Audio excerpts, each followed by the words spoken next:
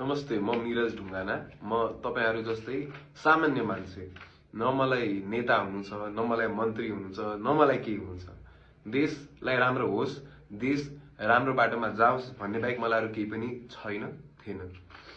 अब जेनजी आन्दोलन हुँदाखेरि म सुरुबाट नै इन्भल्भ थिएँ हैन, तर मबाट के चाहिँ गल्ती भएछ भन्दाखेरि म चाहिँ जंगी अड्डा गइन र हाम्रा केही पोलिटिकल करियर बनाउन खोज्ने साथीहरु चाहिँ जानु भएछ।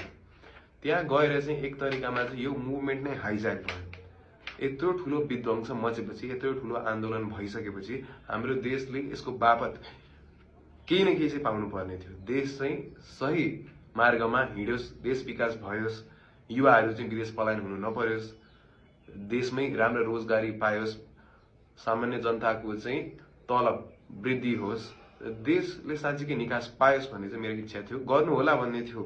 तर त्यहाँ जानुभएका साथीहरूले चाहिँ अल्प ज्ञानले हो कि त जानी हो कि त के हो, उहाँहरूले एउटा निकम्मा सरकार नै बनाउनु भयो है। अब उहाँहरूले फेरि एउटा माग लिएर जानु भएको रहेछ, जुन चाहिँ प्रधानमन्त्रीज्यूले चाहिँ साइन गर्न थाल्नु भएको रहेछ।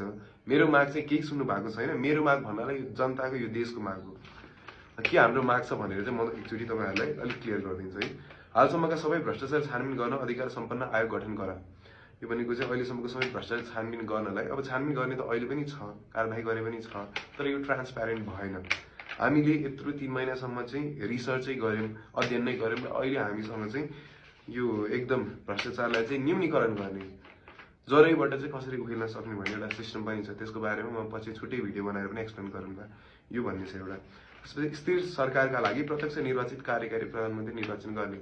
देशमा 12 महिनामा 8 महिनामा सरकार ढल्छ, ढलाढलै गर्छ र जनताले चाहिँ आफ्नो प्रतिनिधि चाहिँ प्रत्यक्ष रूपमा छान्न पाएको छैन। हामीले सांसदलाई भोट हाल्ने हो, जनप्रतिनिधिलाई भोट हाल्ने, अनि त्यसपछि उहाँहरूले चाहिँ हाम्रो ठाउँमा उहाँहरूले छान्दिने हो। भने यो डाइरेक्ट भएन है।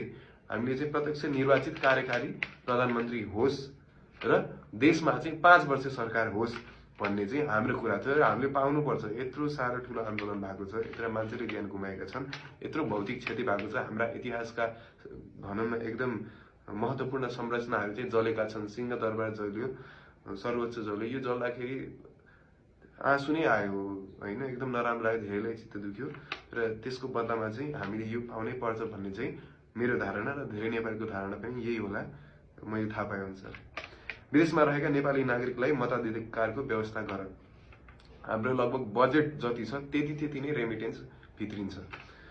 त्यो हुँदाखेरि जसले रेमिटेन्स चाहिँ हामीलाई पठाउनुहुन्छ, देश जे कारणले चलेको छ अनि उहाँहरूलाई नै साइड लगाएर 80 लाख भन्दा बेसी नेपाली नागरिकले चाहिँ भोट हाल्न पाउनु हुँदैन। एउटा कुरा त नेपालीले देश छोडेर जानु परेको कारण नै देशमा राम्रो रोजगारी नभएर हो र यो चाहिँ देशको, यो चाहिँ राज्यको कर्तव्य हो कि उहाँहरूको भोटिङ राइट, उहाँहरूको मतदानको अधिकार चाहिँ इन्स्योर गर्ने। त्यो भइरहेको छैन, त्यो गर्नुस् भन्ने अर्को माग थियो। र अर्को भनेको चाहिँ हाम्रो अर्को मुख्य माग भनेको चाहिँ प्रादेशिक खर्चले देशलाई आर्थिक रूपमा धेरै पछाडि पुर्याएको छ। त्यसैले प्रदेश सरकार र अनावश्यक खर्च व्यापक रूपमा घटाउन प्रदेश सरकारको पुनर्संरचना गर्नुपर्छ। हाम्रो खर्बौंमा चाहिँ प्रदेशको चाहिँ तलब भत्ता दिँदैमा हाम्रो पैसा सकिन्छ। हामीसँग धेरै ठूलो बजेट भएको हामी देश हैन। यसले देशलाई धेरै पछि पारेको छ। हामीले चाहिँ हाइड्रो पावरमा, जलविद्युतमा, त्यसैगरी टुरिज्ममा र अरु चाहिँ तपाईको निर्यात गर्ने कुराहरुमा चाहिँ यी कुराहरु लगानी गर्यौं भने हाम्रो देश चाहिँ रेमिटेन्समा मात्रै अहिले टिक्नु पर्दैन, रेमिटेन्समा मात्र आधारित हुनु पर्दैन। यो कुरा गर्दाखेरि चाहिँ त्यसको समाधान हुन्छ र यी कुरा पछि चाहिँ साँच्चीकै देश चाहिँ अगाडि बढ्छ। यी चाहिँ मुख्य कुराहरु थिए। तर अहिलेका अब अल्प ज्ञान भन्ने कि सरकारकै साइड लिइराको, निकम्मा सरकारकै साइड लिइराको चाहिँ जेनजी भनाउँदाहरु भन्ने, उहाँहरूले चाहिँ एउटा अग्रिमेन्ट जो गराउनु भइराको छ, त्यो अग्रिमेन्टबाट चाहिँ देशले निकास पाउँदैन। यत्रो सबै खेर जान्छ। बेलैमा उहाँहरू जंगी अड्डा धाउनु हो, सरकार गठन गर्नुभयो आफ्नै तरिकाको, न संविधान संशोधन गर्ने कुरा गर्नुभयो, संविधान संशोधनको कुरै गर्नु भएन। यो तरिकामा चाहिँ हामीले छोड्नु हुँदैन देशलाई। अब को चाहिँ अथेन्टिक हो र को चाहिँ अथेन्टिकको खोल ओढेर देशलाई चाहिँ अहित हुने काम गरिरहेछ, हामीले छुट्याउनु पर्छ।